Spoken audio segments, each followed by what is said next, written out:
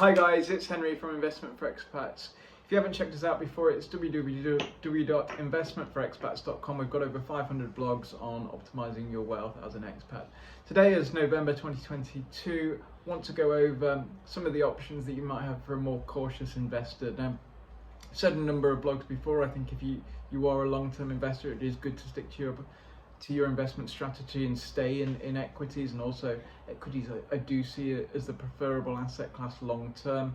But today I want to go over a bit more for the cautious investors. I'm getting a lot of questions of where shall I do, what are the best fixed returns that I can get, what are some of the options for that. Now, firstly, on the offshore market, you do have some good returns in offshore banks. Some of the preferable ones for me are the ones in Singapore, DBS, UAB. They're got 3-4% yielding on short-term savings accounts, so they're not a bad option.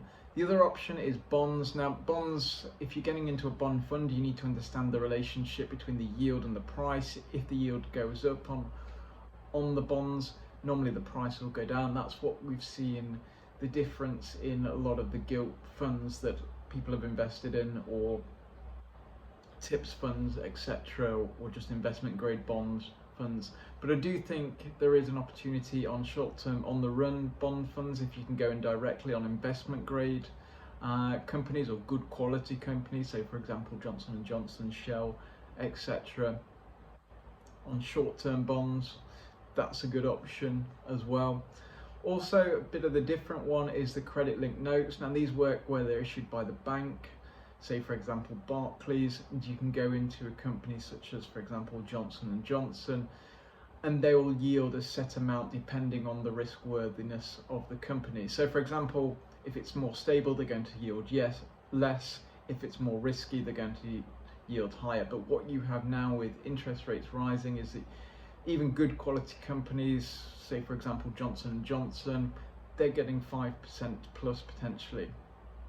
The risk you have on bonds is that you have two layers of default risk. One is the bank, one is the company of the underlying, so that is a bit of a risk.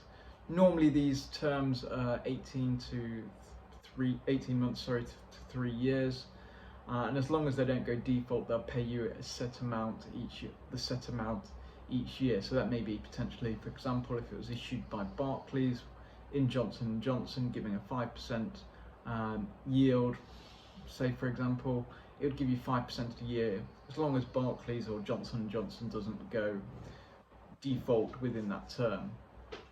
So there's some of the options that I think may be useful for people that are just looking for conservative investments. They just want something to not beat inflation, but just get something on return on their monies.